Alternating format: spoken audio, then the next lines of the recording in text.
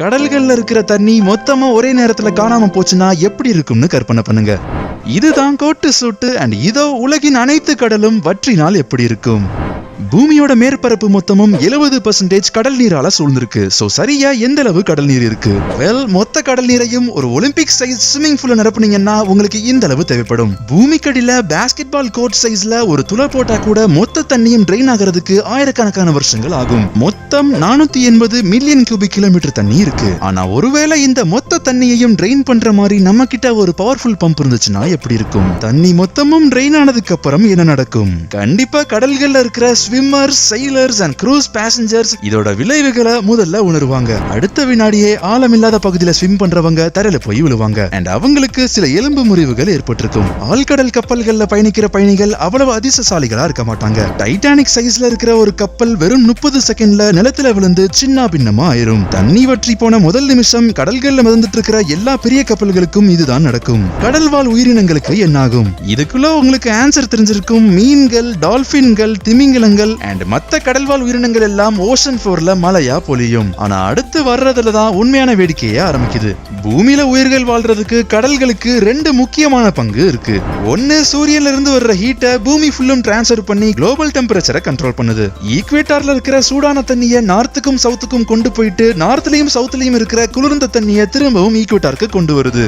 And இதனால பூமியில எந்த இடமும் அதிக ஹாட்டாவும் ஆகாது, அதிக கோல்டாவும் ஆகாது. இதுக்கு பேர் தான் குளோபல் கிளைமேட் கண்ட்ரோல்.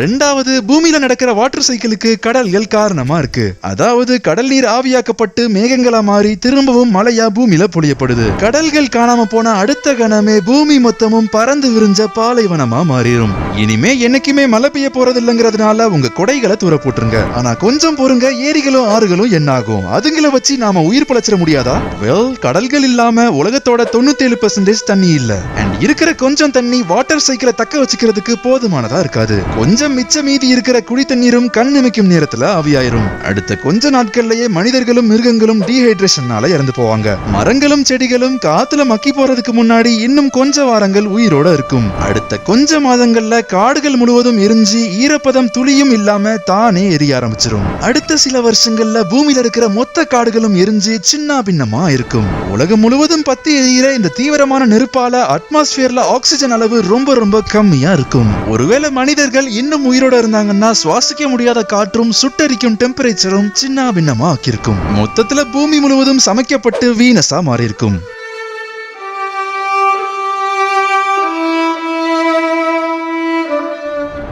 சோ நீங்க ஏன் இந்த லாக்டவுனுக்கு அப்புறம் பீச்சுக்கு ஒரு வெக்கேஷன் போயிட்டு வரக்கூடாது? ரொம்ப வேடிக்கையா இருக்குல்ல?